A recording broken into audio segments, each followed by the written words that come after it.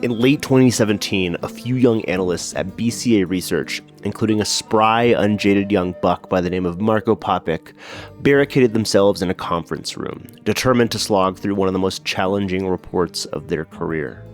Their higher-ups knew little of what went on in the conference rooms, as the crews shrouded their efforts in complete secrecy. Initially, they thought this would be a quick, fun assignment, to be released after a few sessions of brain-stimulating conversation. Nearly 6 months of this work passed, a blur of late nights and weekends surrendered to the project. Brand new heuristics were invented, models of research design rethought, and gradually the report began to take shape. What emerged would change the world forever. The BCA World Cup forecast.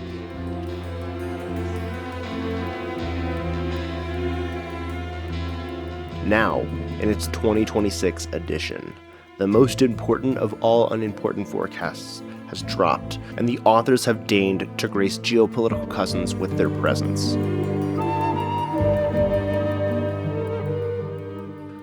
Anyways, I hope you guys enjoy. This is a really fun episode. Take care of each other. First, I want to introduce my two colleagues and friends, Robert Tipper and Juan Correa. So the third author of the report, Jeremy Peloso, can't join us because he has to go work and see clients. So the three principal authors of the BCA Research World Cup forecast that we're going to be discussing today are basically a Colombian, a German, and French. So we've diversified the biases, I think, significantly. And they are going to, talk about the forecast itself. So the setup here is that the firm I work at, we've been doing World Cup forecasts since 2018. The first time we did it in 2018, it was, I think it was okay performance. I think we got one of the finalists right. In 2022, the model hit the winner, Argentina, right on the head. So that was right. And this time around, we're going to see what Robert and Juan tell us is going to happen. So this is literally we have guests on who have literally spent time doing the math here, people. But before we go that, I do want everybody to introduce themselves. Jacob and I, obviously, we do this podcast, so we don't need to introduce ourselves. But I do want Jacob to participate in this as well. So basically, I want you guys to tell me what you do at BCA, where you're from, where you live, all that good stuff. And then what is the most memorable moment in your life growing up that made you kind of fall in love with football? So Juan, why don't we start with you? Oh, thanks, Marco, and thanks, Jacob, for having me. So I'm originally from Colombia. I was born in Colombia, and then when I was 14, moved to Canada. The first time I ever saw snow, which was a little bit of a shock to me, as you might imagine. Then I've been working at BCA Research now for a little bit over a decade. Now I'm the chief global asset allocation strategist there. And I'm also, and Marco might have said this before in the podcast, Marco's co-owner when it comes to his fantasy basketball team. So yeah. and myself, we spend many weekends, sometimes away from our families, just discussing basketball and trades and, all that fun stuff that goes with fantasy basketball. And you've got a Twitter handle. It's L Clutch. That's correct. Yes. L Clutch. So Juan and I, we own a basketball team in a very prestigious basketball league that's been going on since I think 1991 or 2 or 3. And it's called JBL, and it's based in British Columbia. So shout out to all the degenerates in that league that do listen to this podcast religiously. So Juan, I recruited you to do the World Cup forecast. So it was my idea that BC Research should do this. And so I was like, but I have a problem. I no longer watch football and haven't since the Galacticos, right? That's when I stopped watching competitive football. And I also don't know math. So those are kind of problems. And I recruited you because, of course, you are the quant of our partnership in the JBL. So tell us, what was growing up in Colombia? What was the most memorable moment for you? Well, so when it came to World Cups, unfortunately, Colombia did not qualify the last time that we qualified when I was a kid was in 1998 when I was too young. Then it qualified later in 2014. But I remember one game quite vividly, which was the semifinal between Italy and Germany, because that was my first sports bet ever. It was a sports bet with my uncle. I bet for Italy to win. He bet for Germany. Germany was a heavy favorite, and I managed to win that one, which was a huge point of pride for me. As you know, if you have any uncles, they always know better when it comes to sports. They always try to tell you like, "Oh, you don't know anything." So that was a big point for me for my childhood, and I think it also kind of shaped how I like to think about the sports and just generally markets later on. So yeah, that would be sort of like the more transformative one for me. So cool. I didn't know that. I didn't know that story. That's awesome. So like you got into sport betting from your uncle. I can tell you what my most formative moment of thinking about Colombia was. The first time I ever thought of Colombia in my life, ever, as an 8-year-old growing up in Yugoslavia, was when your goalkeeper, Rene Higuita, tried to dribble Roger Milla and got dispossessed in 1990 FIFA World Cup. That was like, what is this guy doing? I loved him because he had the hair, he was flamboyant, and the goalkeeper tried to basically dribble past one of the wiliest veterans in World Cup soccer, and didn't end great for Colombia. Yeah, I mean that was the sort of the beauty of him is that he was crazy. There's this paper that does like the best 100 moments in world football, and I think either number one or top five was when he did that scorpion kick.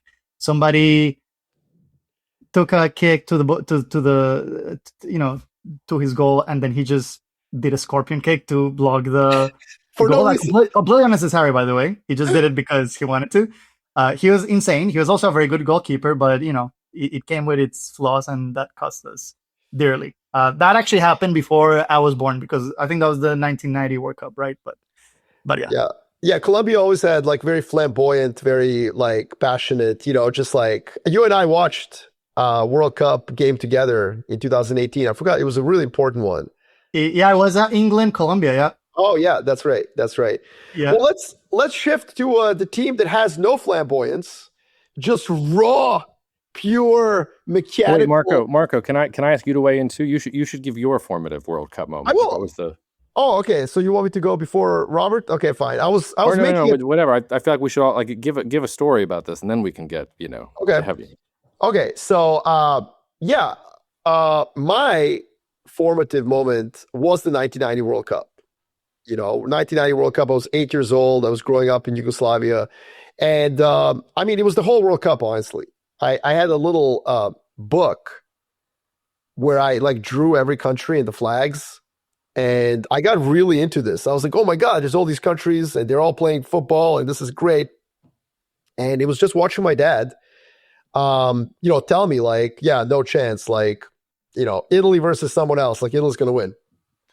And I would tell him, but dad, there's all these reasons why that's not going to happen. Because they got a guy in champion. Like, I would just tell him and he was like, no, it's not going to happen. Italians are going to like do nothing for 67 minutes and then score 1-0 Italy. And I'm like, what?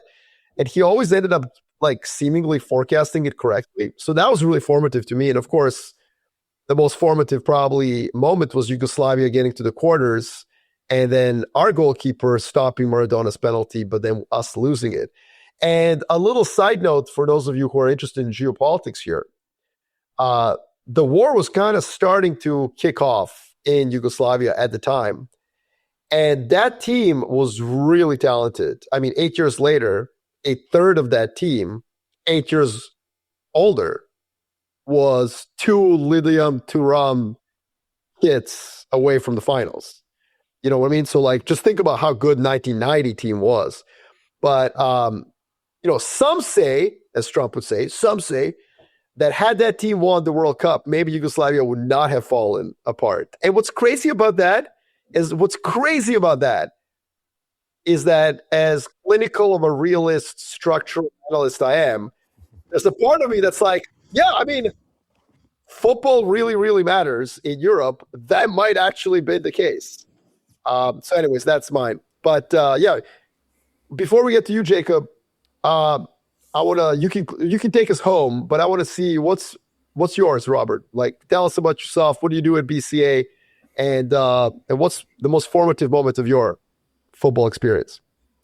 Yeah. First of all, thanks for having me, Jacob and Marco. I'm currently the global fixed income chief strategist at BCA Research. Have spent all my time at BCA on the fixed income side, and I've been at BCA for over 5 years now. I guess being on the fixed income side made me the perfect candidate to dig into the model and work on the model, and I've been in charge of that for the last couple of years. And I grew up in Hamburg, in Germany. So hence I'm wearing my Germany jersey, and your reference earlier to the Germans, very disciplined team. I then moved to Montreal, spent 7 years there. That's where I joined BCA. And last year I moved back to Europe, to the kind of origins of football, to the UK. I'm in London at the moment. I can say London is ready for the World Cup. Everyone is talking about it coming home already. They just had a pretty insane parade right next to my house for Arsenal. They won the title for the first time in over 20 years, the league, and it was absolutely nuts. So we'll see what happens if England actually brings it home. But the most formative moment, I remember one of my earliest childhood memories is Germany's World Cup final in 2020, in 2002. Watching on like an old TV, like there was no flat screens yet, and I was pretty devastated with Germany losing to Brazil. So the 2006 World Cup was very special in Germany, and I would actually say, to your point about the importance of football in Europe, I think that was kind of the peak of German kind of even economic performance. Like that was the peak before the GFC, and it all went kind of downhill. But that was really, like, you could feel it with people. But actually, the most memorable one is probably from, well, not too surprising, maybe the 2014 World Cup, but not the final, not the 7-1 semifinal against Brazil, but in the quarterfinal when they played France. It was during my high school graduation. So I had my high school graduation ceremony, and it was not finishing by the time kickoff started. So me and actually one of my teachers, we left early to go back to, I invited him and a couple of other people to my place. And we watched at my parents' place. Then luckily we were in time for the first goal for Germany. So yeah, I missed half of my high school graduation because I needed to watch Germany play. So before we go to Jacob, I just want to say to all of you in the US who don't understand this. So World Cup always happens in the summer because that's when the leagues are not going on, except in Qatar when they had to move it to December. But why is this important? Because this is like a constant refrain in Europe of like men hiding in a room during a wedding to watch a game. And so I'll tell you this. I was married in 2006 during the World Cup. And I remember me, my mom, and my dad talking to the Orthodox priest about when to book the wedding. And, she goes like, oh, we're going to do it at this date. And literally, the priest, my dad, and I all just lock eyes. And it's Sunday World Cup finals. And it was just like, it didn't matter that we were very different economic classes, different education, belief systems. We just locked eyes, and it was like, and I go, Mom, I think a Saturday wedding would be better for all our visitors from outside of Serbia. And she looks at the priest, and she's like, well, nobody marries in a church on a Saturday. He goes like, oh yeah, I do it all the time. Why? World Cup finals. So that took precedent over marriage. So, okay, Jacob, putting you on the spot here. Yeah, it's actually easy for me to pick this because there's only one moment that, and it's not even that poignant a moment. But I was getting my master's degree at the University of Oxford in 2013, 2014. Just throw that name drop on the table. That was my quarter life crisis. And so I was in Europe for the summer. I was traveling all around Europe for the summer of that World Cup. And so you couldn't, obviously Europe, everything was about the World Cup. I was in Paris for 2 weeks. Every single game was, no matter where you went, no matter what bar, there were, big screens outside and everybody was excited. And I landed in I don't know what the name of the town was, but it was near Lake, what's the lake in Hungary? Lake Balaton? Is that what it's called? Lake Balaton, sorry. Because my cousin, my Austrian cousin had a house there, and we watched the Brazil-Germany match from 2014 together. Yeah. And this was one of the, truly, I'm in my close to 30 now at this point. Haven't really watched that much soccer in my entire life. This was one of the first soccer matches I ever sat down to watch, intentionally start to finish. And just to watch my Austrian cousin and his Hungarian wife just freak out over the way that Germany was just destroying Brazil. And I felt sad for Brazil. My Austrian cousin, you could tell he was kind of proud, but also didn't quite know how to feel. The Hungarian woman she was fine. She was just anyway. So it wasn't particularly emotional or formative or anything like that, but it was the first moment where I was oh, this is fun. Everybody thought that Brazil was going to be top dog, and Germany was just yeah, sorry, we got you. And that's where, as an American, you were like, holy shit, what are they talking about soccer being boring? There's goals every minutes and false advertising. Exactly. We all know where we were. I was actually on the BCA research client trip in Zurich. And me and my former colleague, Jim Malonis, shout out to Jim, we went to the Bahnhof and they set up a screen, and I watched with a bunch of completely smacked Germans who they're all super aggro, yeah, we're going to crush them. And then literally 30 minutes into them, whoa, maybe not that much. The Germans were whoa, holy shit. No, maybe not that much. Where were you, Robert, when this happened? With this infamous moment? Yeah, that was I was in Hamburg, and yeah, everyone was feeling bad after 4 goals. I mean, it's amazing to win 7-1 against Brazil, but yeah, I mean, you had Brazilians just crying in the stands at halftime, and at the end the players obviously were crying. It was tough to watch.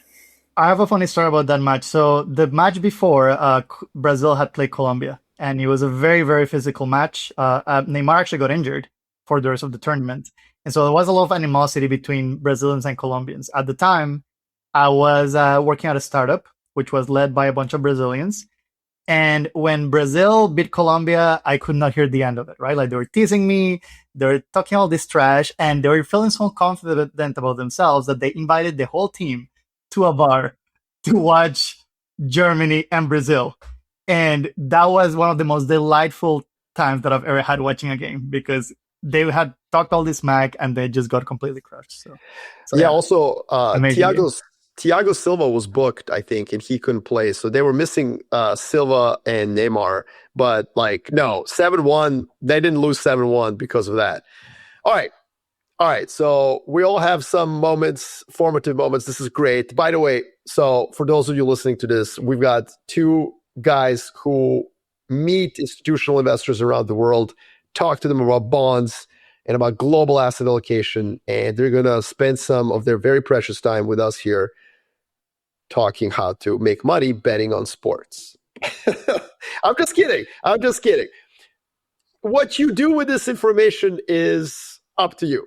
But we're going to talk about the forecast. So, Robert, Juan, I don't know who wants to start, but why don't you guys explain to us, how do you go about forecasting World Cup football? And the reason I ask is because my suspicion is that this is the most difficult, sport and event to forecast, namely because these teams don't exist. When you say, oh, France won the World Cup in 1998 or was in the finals in the last World Cup in 2022, that's different team. And between that team and this team, other than the Euro Championship, it's not like you can rely on friendly games for any sort of data. So there's no data with which to really forecast. So how do we do it? Yeah, no, Marco, is a great question. So I think in general, soccer is really hard to forecast, and there's a few reasons why. The first one is just that there's not a lot of scoring. And so, for example, in basketball, you have a ton of possessions per team.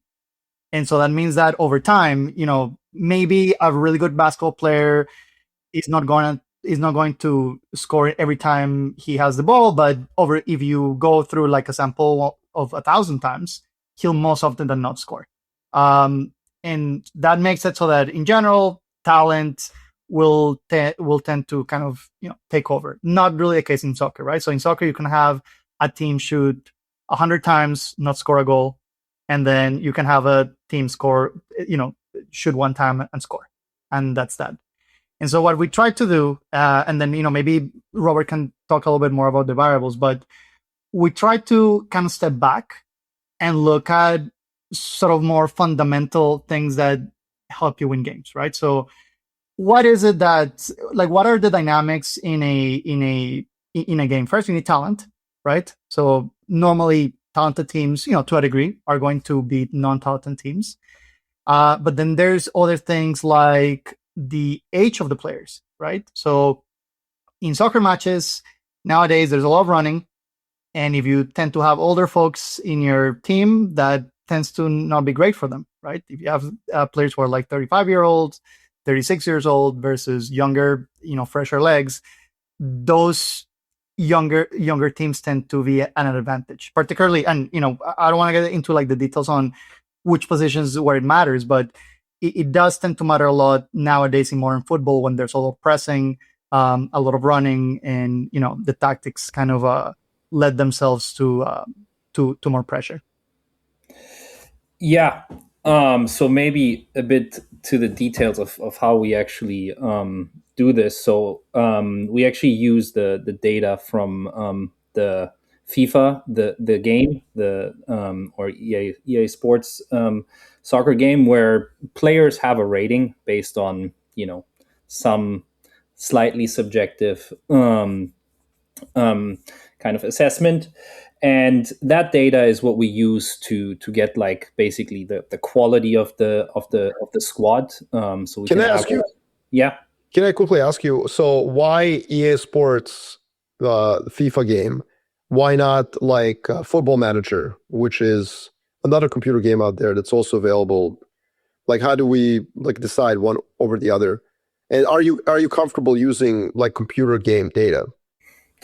Yeah, I mean, I think like I don't know actually the difference, but I would think they're fairly similar between the two games. And the reason we kind of sticking to what we have is also because we actually have quite a bit of history now. So when the model was first created, they went back to the 2006 World Cup and started collecting the data for every player on every team that was playing, and we did that for every World Cup since. So with this World Cup, that's even bigger. That's like over 1,000 players that you need to gather the data for, and so that database now actually I would argue is pretty good and is probably pretty meaningful to create the model.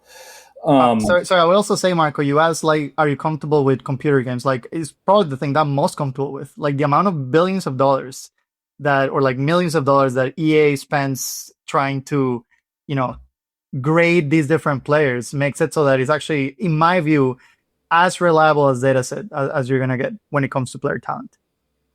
Yeah, and I would say the other thing is that, there's a lot of these kind of more new advanced metrics in football that came up over the last couple of years. But, like XG or other kind of data that is starting to be collected. But in 2006, there's like barely any statistics besides like possession and like shots on goal and fouls and corners.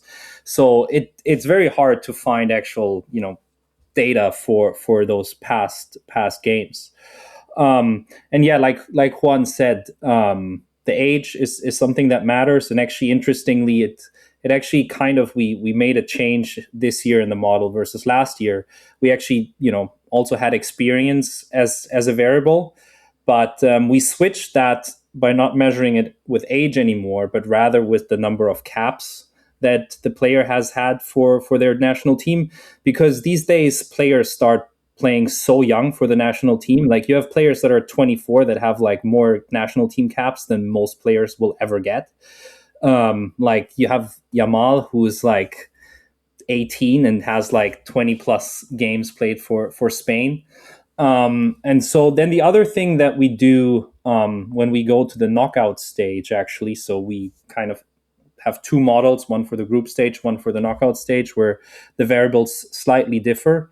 And in the knockout stage, we also take into consideration the synergy of the players. And the way we measure that is we basically look at how many players on the team are playing for the same clubs, to get an idea of, okay, how well do these players harmonize? Because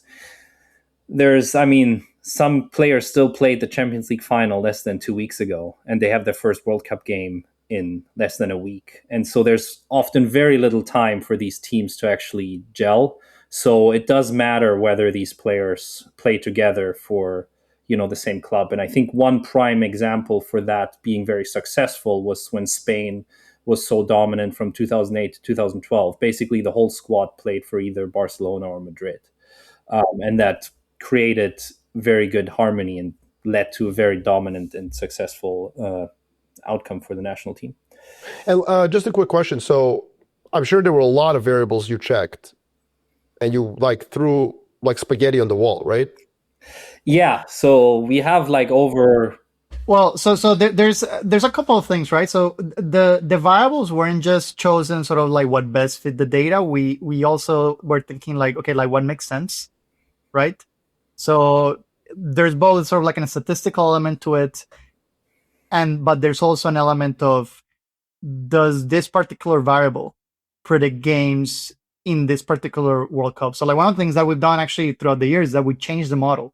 Even though it didn't fit the past data well, we said, okay, maybe, so in the past, for example, there was not a lot of pressing, and so the midfield was very important, right? Because that's how you sort of like build your attacking waves. But in modern football, there's much more pressing, which means that actually the midfield has been reduced in importance. And if you were just purely looking at the past data, you would have not really picked that up. But it's just kind of by taking both the past performance, but also understanding how there's been some structural changes in which the game is played, that we've kind of adjust those variables accordingly. So the reason I ask this, and by the way, I remember the first kitchen meeting in my house where we like drew this in 2018, and that Juan, you were like, I don't even know what you were at the time. I think you worked on the FX team as an analyst. And I remember being like, holy shit, this guy's going to be a star, And so one of the things, by the way, Jacob, just as a background for you, like what's interesting about this project is it's so difficult to do. This is more difficult, I think, than predicting macro and markets in many ways, because there's so many different things that come into it. It's actually a great scouting tool to see, number one, who's creative, who's passionate, and who can work with each other, who's a team player. So that's like a little aside that I would point out. But I want to ask you guys, what were you most surprised didn't matter in forecasting football? Like if you had to pick one variable that you're shocked is actually not helpful.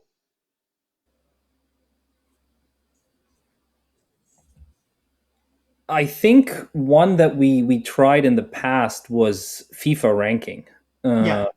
Which I'm laughing because, like, of course it's not helpful. Like, obviously, we all know this. But yeah, which is supposed to tell you who the best team is over the past, I don't know how many months it takes into consideration, but something like the past 2 years.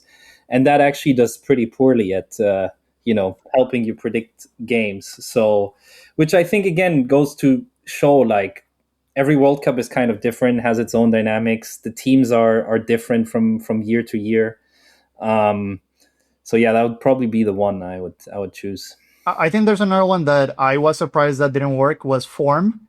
There's a lot of teams that win a lot of games before the World Cup. So it's sort of like the string of wins that you've had prior to the tournament. Qualification. Yeah, so either in qualification or friendlies or continental championships, Got it. that was actually much lower Interesting. in terms of Wow. predictive value than I expected. Yeah. Wow.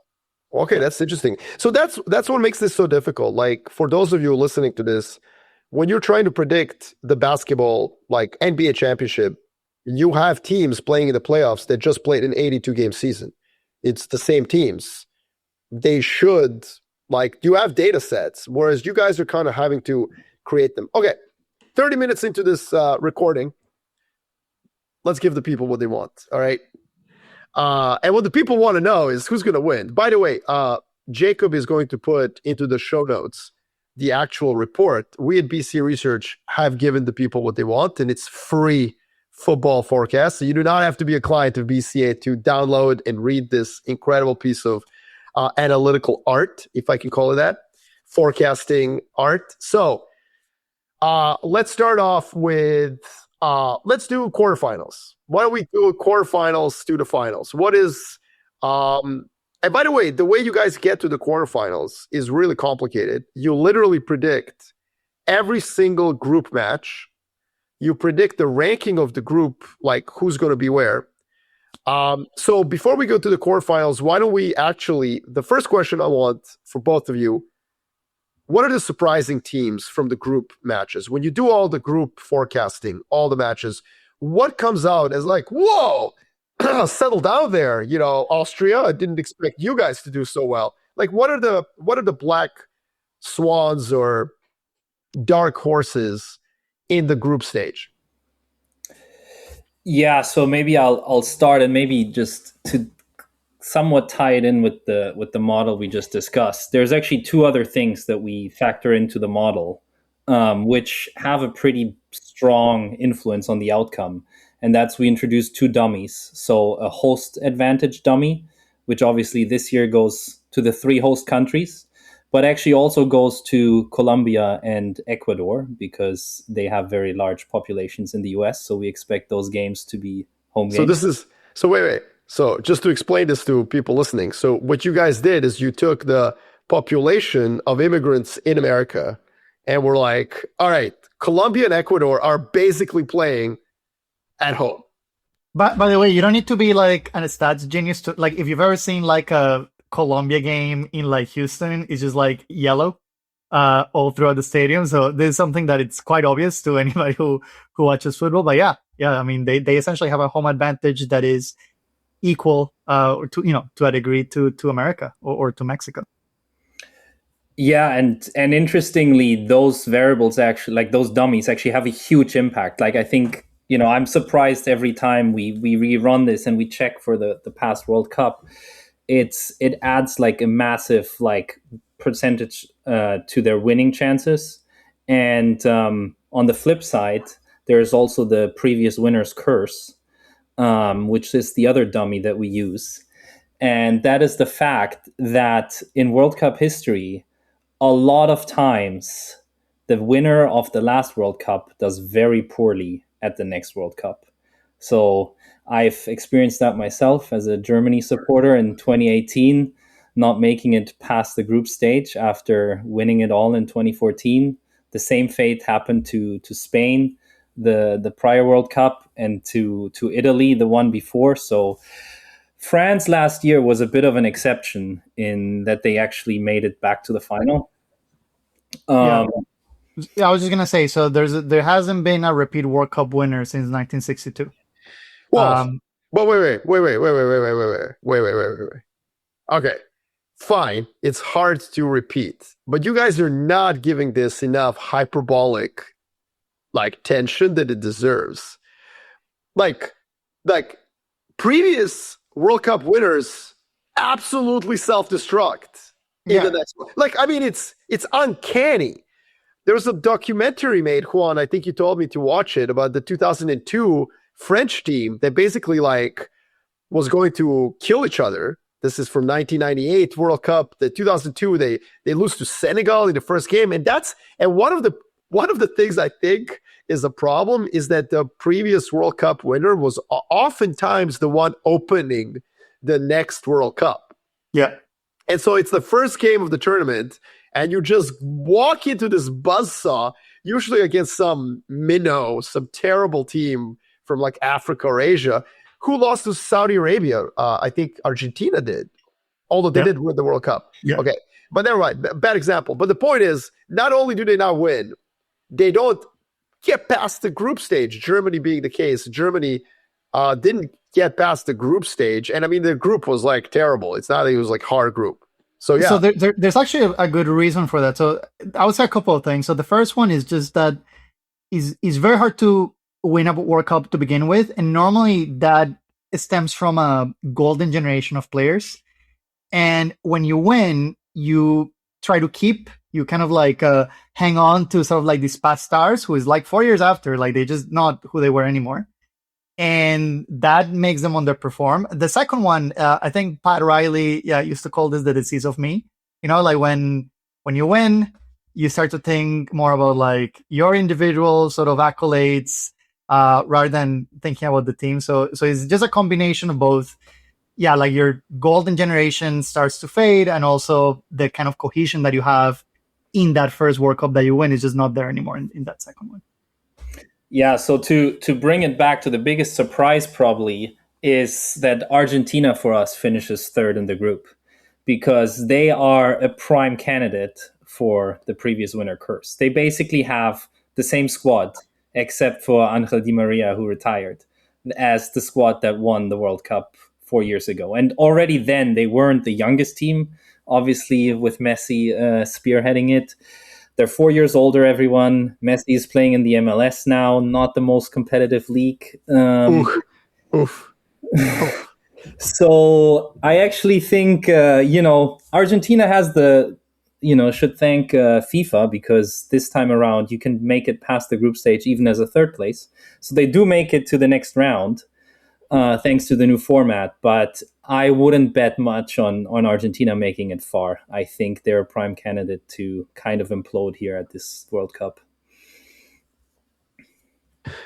So what about the biggest surprises? I mean, one of the things, I think Algeria and Austria are in the same group with them, right? And so I guess Algeria, according to your model, comes up quite a bit as a potential surprise winner of both its games against Argentina and Austria.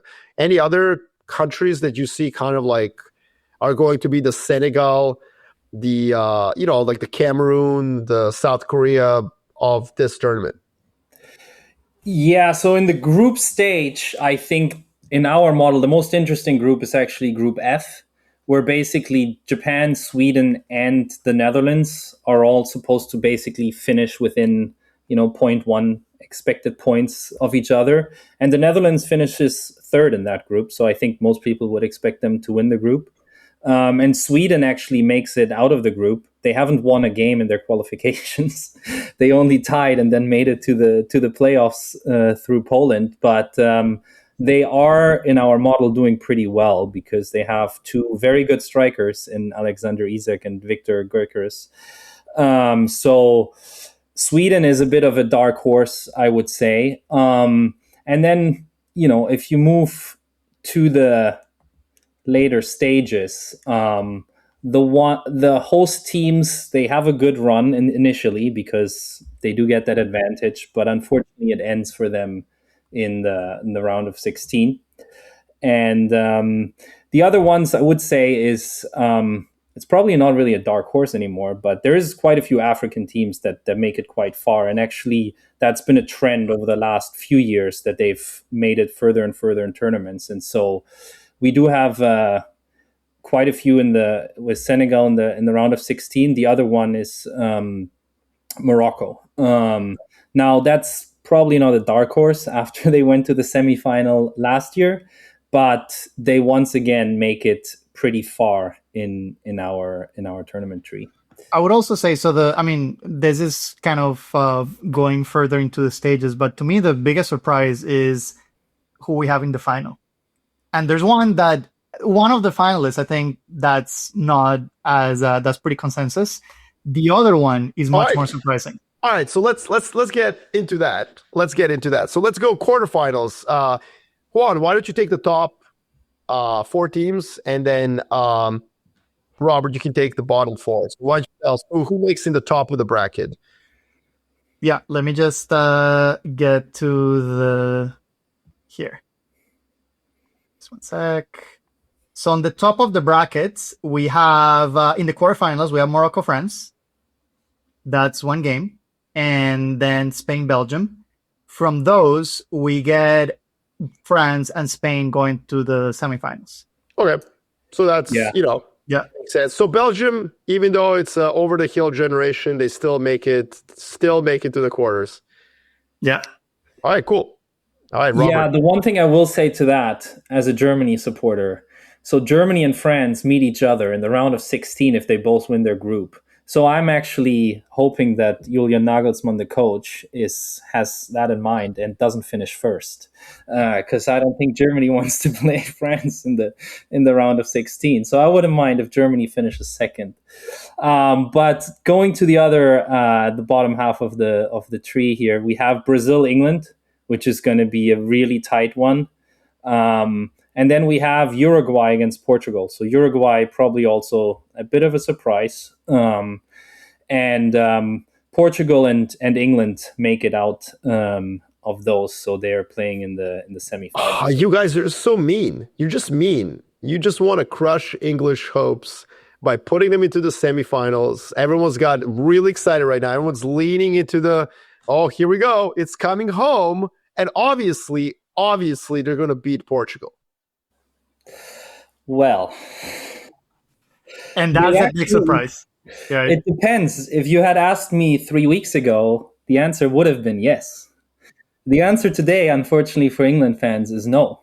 And the reason is that Thomas Tuchel nominated, at least based on the ratings that we based the model on, not the best squad that we expected to go. So actually, leaving out Foden, Palmer, and Maguire caused England to not make it to the final, but actually lose to Portugal in the semi-final.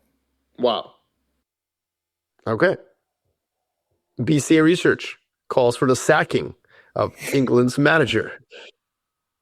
But yeah, so if you were to look at countries sort of either winning it or making it to the final, like our model, the most contrarian view in sort of those later rounds is that of Portugal. Like we think the market is severely underestimating the possibility that Portugal might advance into the later stages of the competition. Yeah, and I will say the model always likes Portugal, but Portugal hasn't delivered so far. So I will say, just like with macro research, the model can only get you so far, and you need to make some of your own judgments. So I'll say I'm a bit doubtful, or I have my doubts whether they can really make it past the semifinal into the final this time. And I actually think that Cristiano Ronaldo is the problem and the reason why they don't go to the final. So maybe a bit of a hot take, but I think without him, I think they would have better chance without him. Interesting. Okay, well, but you do have Portugal winning, and then facing France from the other side is France. And so the big reveal, the winner of the World Cup in 2026 is France. And so, as a German, that wasn't my preferred outcome. But as you can tell from that result, we're unbiased. We trust the data. Okay, so any thoughts on that? Like, how monumental would that be France? It's interesting because when I started as a young kid watching, international football, France was kind of like a tragic. They had like Michel Platini era, but they were actually not considered at all a power in soccer, in football. Like, Netherlands was far more successful than France, you would have said, in terms of modern football in the 90s. Like, when you dropped me into 1990 World Cup as an 8-year-old, you were like, the Netherlands plays football and they know football and they are a powerhouse. France, like, I don't even know, like, to tell you more than 2 teams, Olympique Marseille, PSG, the end of story. And that's really flipped. So I think that's I mean, if they win this World Cup, you're now entering a club of like, like serious, serious heavyweights. So I think if they win this World Cup, this sort of string of 3 World Cups will be the most dominant streak probably since Brazil in the late 90s, beginning That's right. of 2000s, right? So Right. you make it to 3 finals, win two of them. That puts you in very rare air. It's Very rare. Yeah. And you separate yourself from like Spain. Yeah. Oh, cute, you have one. Like, great, like, well done. Like, it's interesting, but like, whatever. You can't have 2 generations. But this would be like 2 generations, as you say, within a pretty short period of time. And I think you really separate yourself from the other European powerhouses that have kind of like threatened on occasion to be relevant, but never crossed the line. Or like, you have Spain, like one and done, and that was it. There's also a very interesting element here is that if you kind of go back to the 1998 World Cup, and throughout many years, there's been this sort of internal tension in the French national team, which is sort of a result of their own society, and is that there was this, there was this sense that the people who were playing the national team were not French per se, even though they were born in France. So, Zinedine Zidane famously was the best player in the French team, but he's from Algerian descent. Throughout many years, there was like a huge controversy on the French team. But then, this French team is kind of using immigration to their advantage. They become this massive powerhouse of, kind of like using the French infrastructure, but, then kind of poaching talent, that in the past maybe would have played in North Africa or Sub-Saharan Africa and using it to their advantage. So it's interesting how, in a way, the French team sort of, it's a reflection of both where the country is going as a whole, which is very, very interesting. They even imported one from England. There's Michael Olise, who is actually born in London, and obviously has a French background, but he's arguably one of their best players. But I think this is a testament to all of Europe. I mean, here in the US in particular, there's just this really dystopian view, of like European like integration efforts. And yeah, I mean, there's definitely, it's not smooth sailing at all, but some of the greatest footballers in some very distinct cultures in Europe are clearly immigrants. Like Zlatan, I mean, he's obviously an alien. Like, he's not from Bosnia, he's not from Sweden, he's from a planet called Zlatan, but like, he is the greatest like Swedish athlete possibly in the last 20, 30 years. Obviously, Germany has had its share of like incredible, the Boateng brothers, like, right? Like Mesut Özil, like even Klose and Podolski, they're Polish descent. So exactly. Yeah. I mean, and it's a really cool story that, I mean, Swiss team, by the way, my favorite team in the world is Switzerland. There's like one poor guy, Frey, is out there in the back, like doing the Albanian eagle, which was the most hilarious moment ever. And by the way, great moment of like, for those of you who know football, like they beat Serbia.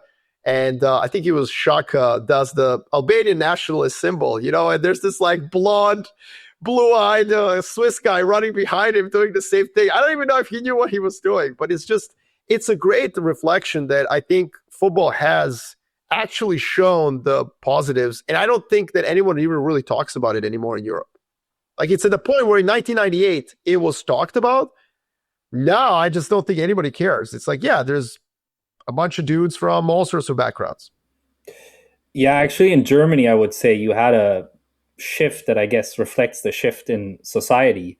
You had this in 2006. It was all like, the world is in Germany as a guest, and you had this team which had like, players from multiple backgrounds, and then you had this huge backlash in 2018 when Özil and Gündogan had taken a picture with President Erdogan.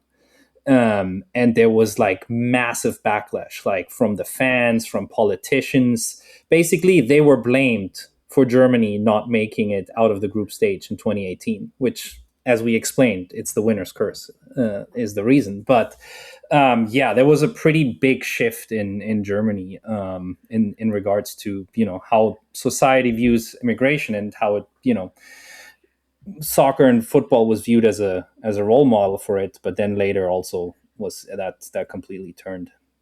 Well, yeah, maybe it completely turned because of Dennis Schroeder. Just like, what's up? I had to bring in basketball. I'm sorry, guys. I had to bring it in. I was just waiting for it. I mean, Dennis Schroeder, just like the greatest FIBA player ever. Like this guy's like right up there with like Kevin Durant, just gifting Germany titles left, right, and center. All right, cool. So we've got a forecast. Anybody who wants to read it, it's really well written. I thought you guys did a fantastic job. Thank you for working so hard at this. It's available for anyone who wants to. I do want to spend some time talking about geopolitics. Jacob and I have a whole episode that I think you two would really enjoy, where we talked about sporting events, sporting moments that turned out to be like the most geopolitically impactful. So like the Munich Olympics. The Miracle on Ice, 1980s, America is like basically like being destroyed, Vietnam, gasoline shortages. And then Ronald Reagan shows up, says, good, it's morning in America, and they beat the Soviets, that's why it's so profound. It's not really, it's like a semifinal game. They didn't even win anything when they beat them, but like it was profound because of the moment. So when you guys think about this from your perspective, what would you say were the most kind of geopolitical moments for you guys when you think about football? So I'm gonna go here way, way back to Robert's team. So the 1954 final. Nice. To me, yeah. So that was the miracle Bern. Of Bern. Great movie. So right.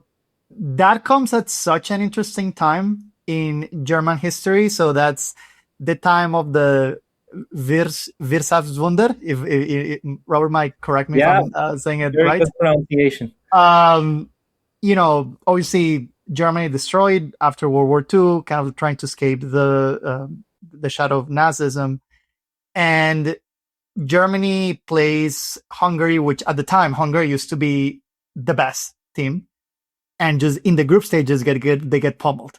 They lose 8-3 against Hungary. They meet again in the final, and they start the game losing 2-0. And yet they make this comeback, and finally they win it 3-2. And I think that's a very, very interesting point in German history for that win to come, because it's happening at a time where Germany, or at least West Germany, is trying to find sort of a new national identity that can move away from what happened in the 1930s and 40s.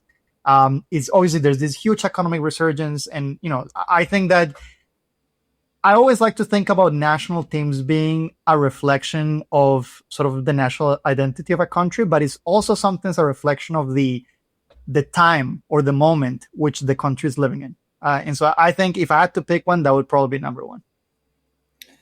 Yeah, there's a great movie. I don't know if it's available in English. I hope so. Das Wunder von Bern, so the Wonder of Bern, that I think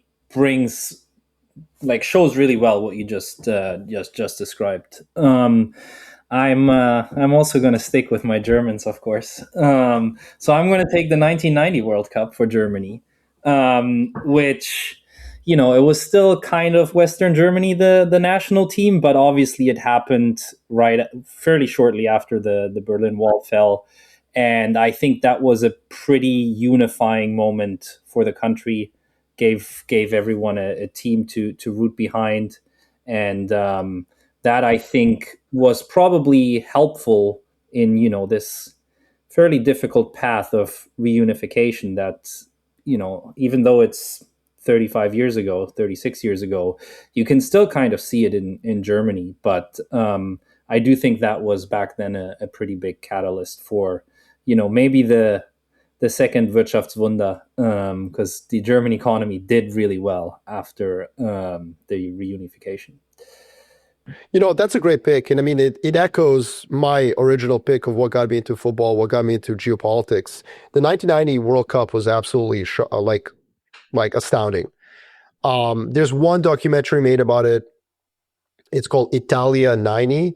But unfortunately, the version that you can download on Amazon Prime for American viewers only focuses on the English story, which is like the English fans proved they can behave themselves, and so England was reintegrated into European soccer. Like that's the story that they emphasize. But I watched it actually on I think on Emirates. Like I was flying from the Middle East, and I watched that documentary. The version for Europeans, unfortunately, is so much better because it has these parallel stories of other teams other than England. Because like other teams matter. One of them is Yugoslavia, my homeland.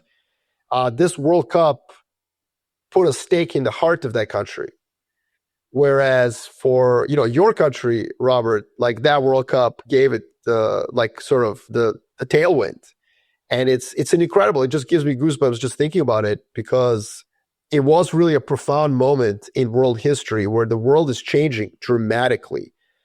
And Berlin Wall falling down was so obviously good and positive for Germany, but so negative for a country like Yugoslavia, which had benefited from the Cold War by playing both sides and suddenly didn't have that arbitrage anymore. So very profound moment. Obviously, as an 8-year-old, I remember my dad explaining to me like who were the Serbs and the Croats and the Muslims on the team.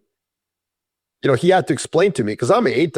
You don't learn that in school, right? And your dad is like, I'm like, oh no, this is terrible. We're all gonna suck. Like we're so much better united. Now I will go somewhere else though. I moved to the US in 2006, so after I finished my undergrad. So my pick is going to be a little bit weird. It's Landon Donovan's 2010 goal. All right, hear me out. I mean, just universally, like one of the best moments in American sporting history. They got to beat Algeria, to go ahead. And again, Algeria, dark horse in your guys' World Cup. Morocco did incredible in 2022. This isn't weird. I think Tunisia had a run one of the years, whatever. The point is, Algeria was like for America. It's a pretty formidable opponent.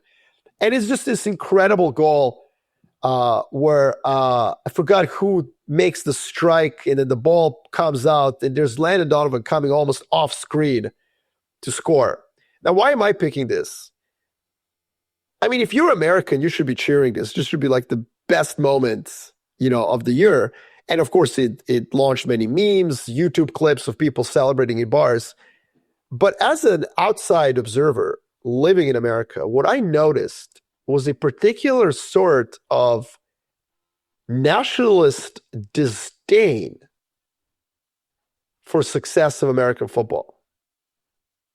That goal became a litmus test of whether you're one of these kind of coastal elites interested in competition with the Germans and the French, or whether you're a true-blooded American who doesn't care about a win over Algeria, because this isn't a real sport anyways.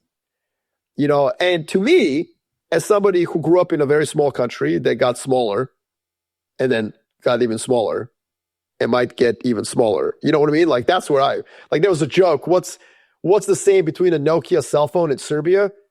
Every year, there's a smaller model, So I come from a very small country where like you cheer for your teams even if they suck. Like this is what you do, like not particularly successful in many other sports. I mean, per capita, maybe the most successful in all sports, but let's leave that aside. The point is that, that's patriotism. It's good, clean fun. And, like if Serbia plays Italy in, I don't know, fencing, you're like, yeah, like let's watch that. And it was strange to me. How there was a large proportion of Americans who wanted to have nothing to do with that extraordinarily wholesome moment. And that's when I knew America is deeply polarized. Because if you're only going to be a patriot when you're a front runner, because a bunch of all-stars dunk on some poor Lithuanians. If that's the only time you're going to cheer for your country, then the country's got problems domestically. And that, of course, since 2010, polarization in this country has just gotten worse. If Americans can't find commonality in that incredibly wonderful moment when this young, naive, and Robert knows exactly what I mean when I say naive. Americans play a naive form of football. They don't pretend they're injured. They think they can win. They are tragically outmatched and outclassed, but they have this naive optimism that is a reflection of America. And if you cannot get behind that team in 2010, then what the hell, And that was a profound moment for me. Jacob, this was we had a watch party. I think you weren't at Stratford yet, and I just remember there was this clear delineation in 2010 between the Americans who wanted to watch this game, even though they knew it was tragic and it was like Ghana destroyed them in the next round. And then there was the Americans who just walked by and said, "You guys are such tools. Nobody cares about football." Well, newsflash, 8 billion people do. So yeah, it's kind of cool to cheer for America even when it has zero chance of winning. I think that's patriotism. But anyway, sorry for the rant. So how do you think it's going to be this year? I think it's going to be the same, unfortunately, Robert. I think what could change it, though, and this is the paradox of Donald J. Trump, and this is where I have to warn you. We have something on the show called TDS-DS. It's a brain disease that I have. So TDS is just standard Trump derangement syndrome. My symptoms are actually the opposite, where I have derangement syndrome of Trump derangement syndrome. So with that introduction out of the hand, what I would say to you is that the paradox of Donald Trump is that he could actually have the power to unify Americans because this is happening in America under his leadership. He can pull that rest of America that looks at football as some sort of, with disdain, with chagrin, with mocking sentiment. Well, this is just for idiots. The real football is played with hands, So for that part of America, I think that the irony is that Donald Trump can pull them along. Maybe that's why he already got the FIFA Peace Prize in advance. Well, he's going to need a lot more than that. Maybe he's going to need some refs, from Ecuador, hashtag 2002 World Cup, poor Italians. But maybe he can get some help from some refs to get the Americans to at least the semifinal. Oh boy, now we're talking. Obviously, there's no chance of that happening because that team, I don't know. I don't know what you guys think about the American team, but it's not looking great. I'll say this about America. I obviously they're not a very good team, but I have high hopes for American football for the future. If you look at every young person in America, they're playing soccer much more than ever. We had this charts. I think this this was not in this editions, but in the previous editions, where if you look at the popularity of different sports across different age groups, soccer is very rapidly climbing the charts. And then you also have another element where you now have much greater immigration from Latin American countries. So it's a country that has been very successful in our sports. I think that with the right sort of direction and with this popularity growing, I think you can expect very good things coming from America in the future. Can I take the other side of that? Sure. Go ahead. You and I sat in my kitchen in 2018 in Montreal, and we said the same things. So let me give you the counter. Right. I think what's amazing about this, first of all, anybody who says, well, this is not our first, second, or third sport, our best athletes go to football, hockey, and basketball, I would say, shut up. Netherlands has 20 million people. If just New Jersey decides to make this their thing, America will be in the semifinals. There's plenty of human beings in America. It can be America's 8th sport. It's such a big country. It's so rich. You need 5 million Americans to care, and boom, that's enough. That's enough of a talent pool to make it to the quarters or semifinals of the World Cup. It just is. Look at Uruguay, UK, Netherlands, whatever. But listen, here's the thing. One of my pet theories and one of my things I really like to think about is where does expertise come from? And how is it passed on through generations? Not father to son, but through time. Think about why Silicon Valley is so great at entrepreneurship, as an example. Why is Lithuania? I'm not even going to pick my own country of Serbia, hashtag the best per capita basketball, but whatever. Lithuania's got half the population of Serbia, and it's still always there in the quarters, semis, just plugging along. And America doesn't have that, whatever that is. That kind of long tradition of nurturing players through every iteration. I think it comes with coaching. They can pay the best coach to be the coach of the national team. Can you pay 10,000 amateur and mid-tier coaches? So let me give you my view, Juan. The only way that you will eventually be right is if that 50% of America who in 2010 looked on the other 50% as globalist coastal elites daring to take on the challenge from Europe and Latin America instead of just being front running on all the other sports that America's best at. It will require both sides to actually unify and create real American excitement. And that's why this World Cup is so important. That's why how Trump reacts to it is important. You want football to be something people watch at college level. That would be interesting. You need more than just the MLS. Otherwise, it's like an ornament. It's not organic, and it doesn't produce. It will produce occasionally, maybe even the greatest player in the world. I would, if you gave me a bet and said, Marco, greatest player on the planet will be American in the next 50 years, I would say 80% chance that will be the case. But will they have the infrastructure to actually be the best team? And I think that requires the whole country to get behind it. Because the competition is so good. Look at the reason American women are so good is they're awesome and there's a lot of interest, and God bless them. Nothing bad to say about that. I don't want to get canceled out there. So women football is awesome. But there's 16 countries that really take that seriously. So to your point, Marco, so I was listening to this Landon Donovan's interview just a few weeks ago, since you mentioned him. And he was saying that one of the advantages that, say, Germany has is that he used to be in Bayern Munich or, one club in Germany, I can't remember. But he said that one of their best coaches was the coach who did the 16-year-olds, in the club. And possibly the country. And this guy, he doesn't care about winning. He just cares about making these kids just really good.